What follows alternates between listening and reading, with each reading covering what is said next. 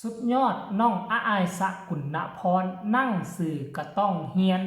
และต้องมีความภาคเพียรคูณสองต้องได้ทำงานไปนำค่ำคืนที่ผ่านมานี่ตีสองยังบ่หลับบ่นอนเฮ็ดการบ้านส่งคุณครูโอ้โหหมดคำสีเว้า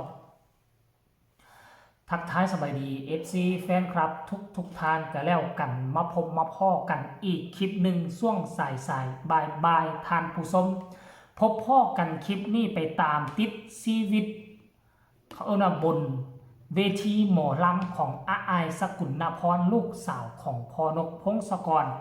พวกเจ้าอย่าลืมว่าอาอายเป็นนักเรียนคนหนึ่งเป็นเพียงเด็กน้อยนักเรียนคนหนึ่งช่วงนี้น้องอาจจะบ่ได้ไปขึ้นห้องเรียนน้ำมูน้ำพักน้ำพวกหลายคนก็คงจะลืมไปแล้วว่าอาอายก็ยังเป็นนักเรียนอยู่และยังได้เข้าห้องเรียนอยู่เมื่อใดที่วางบ่มีงานน้องก็ต้องได้ไปขึ้นห้องเรียนกับหมู่กับพักกับพวกกับครูบาอาจารย์ที่ศิษย์สอนอยู่ทางห้องเรียนแต่ช่วงใดงานหลายทางห้องเรียนก็ปล่อยแล้วก็เปิดโอกาสให้น้องได้มาทำมาหากินเพราะฉะนั้นส่วนใหญ่แล้วช่วงนี้น้องจะใช้ชีวิตอยู่กับเวทีหมอลำแต่การบ้านน้องก็จำเป็นต้องได้ทำละเลยบ่ได้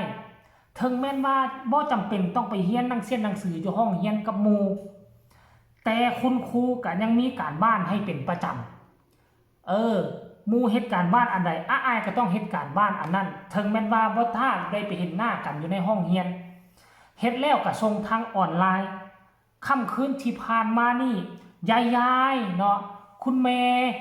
อยู่ในวงเดียวกันพากันชื่นชมความอดความทนของอาอายสกุณพรลูกสาวของพอนกพงศกรขนาดมีเวลาเรียนน้อยกว่าคนอื่นแต่ปรากฏว่าการเขียนหนังสือการเรียนของอาอายบ่ด้อยกว่าคนอื่นที่ไปเรียนอยู่ในห้องเรียนเลยอันนี้คือมันสมองที่เป็นเลิศอาอายมีสิ่งหนึ่งที่แตกต่างจากเพื่อนๆอยู่ในห้องเรียนก็คือมีสมองความจำที่เป็นเลิศเป็นอย่างจึงมาเท่านั้นถ้าอาอายสมองบ่ดีความจำบ่ดีน้องคงบ่จือเพลงเป็นร้อยเพลงก่อนลำหนึ่งนี่ยาวเกือบเป็นชั่วโมงน้องยังจือยังจดน้ำจำแล้วภาษาอีหยังการเรียนอยู่ในโรงเรียนนี่คุณครูสอนแวบเดียวน้องก็คงจะจือจะจำหนังสือที่น้องเฮ็ดการบ้านมื้อวานนี่ตอนกลางคืนตอนตีสองภาษาอังกฤษค่อยอายุ30กว่าปีเรียนจบมหาลัยหนังสือภาษาอังกฤษที่ค่อยเขียนยังบ่ได้พอครึ่งหนึ่งของอาอายสกุณพรความสวยสดงดงามบ่มีเลยหนังสือของค่อยนี่ค่อยเขียนปุ๊บคนอื่นอ่านบ่เข้าใจทันทีนอกจากจะว่าคนจะลื่นเคยลื่นเคยกันเคยอยู่น้ำกันจึงจะอ่านหนังสือค่อยออกอันนี้ความสวยงามบ่มีแต่อาอายสกุณพรเฮ็ดออกมาได้จนเฮ็ดให้แม่ตุ๊ดตูประกายดาวผู้ที่อยู่เคียงข้างอดปลื้มใจหลานคนนี้บ่ได้ตั้งกล้องขึ้นมาถ่ายตอนอาอายเขียนการบ้านเฮ็ดการบ้านเป็นภาษาอังกฤษเขียนเป็นตุเป็นตะท่านผู้ชมเขียนเป็นวรรคเป็นตอนโอ้โห My name I am อีหยังต่างๆนานาเลยแหละท่านผู้ชม FC แฟนคลับซึ่งค่อยเห็นแล้วเด็กน้อยคนนี้บ่ธรรมดาเด็กน้อยคนนี้เป็นคนที่มีของสมองลักลาสลาดแจ่มใสเว้ายาวเกินไปอยากให้ทุกคนไปชมคลิปนี้น้ำกันสากลท่านผู้ชม FC แฟนคลับไปชมคลิปนี้แล้วพวกเจ้ามาประเมินเบิ่งมาประกอบคำคิดคำเห็นน้ำกันเบิ่งว่าสิ่งที่ค่อยเว้ามันมีความเป็นจริงหรือบ่ให้ไปเห็นกับตาสากลไปชมพร้อมๆกันเลย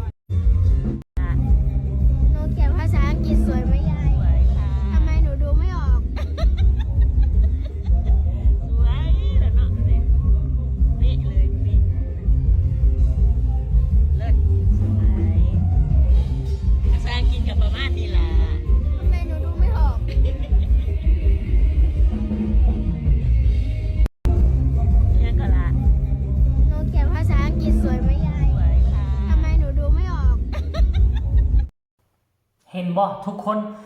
สิ่งที่ทุกท่านได้ส้มไปแล้วนั่นความมานะอดทนคนเฮานี่นะ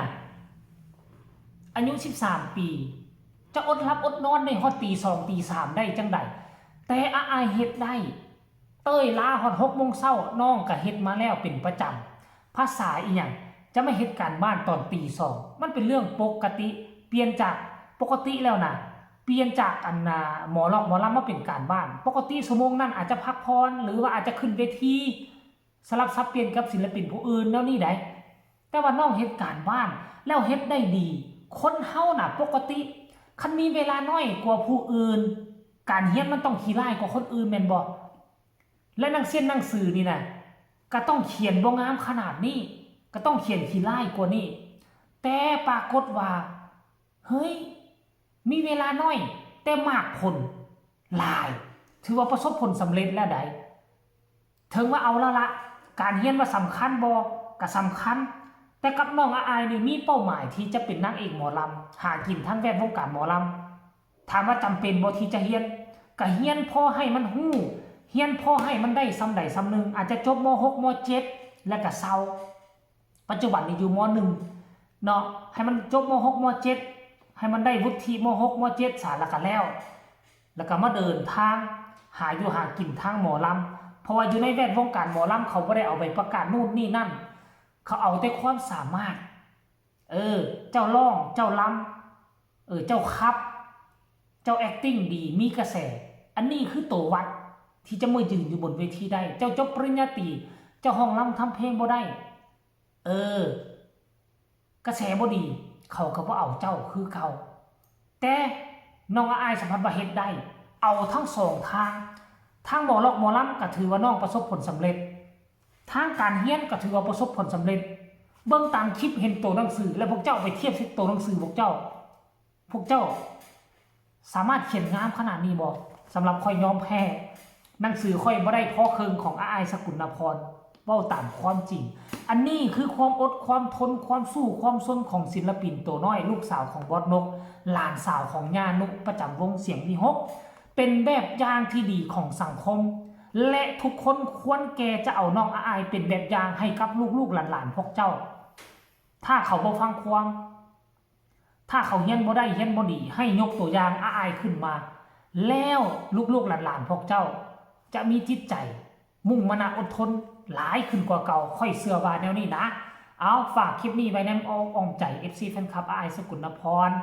ใครมีคำตำหนิติชมคำคิดคำเห็นส่งข่าวมาได้ทางใต้คอมเมนต์พอกันใหม่ในคลิปหน้าสบายดี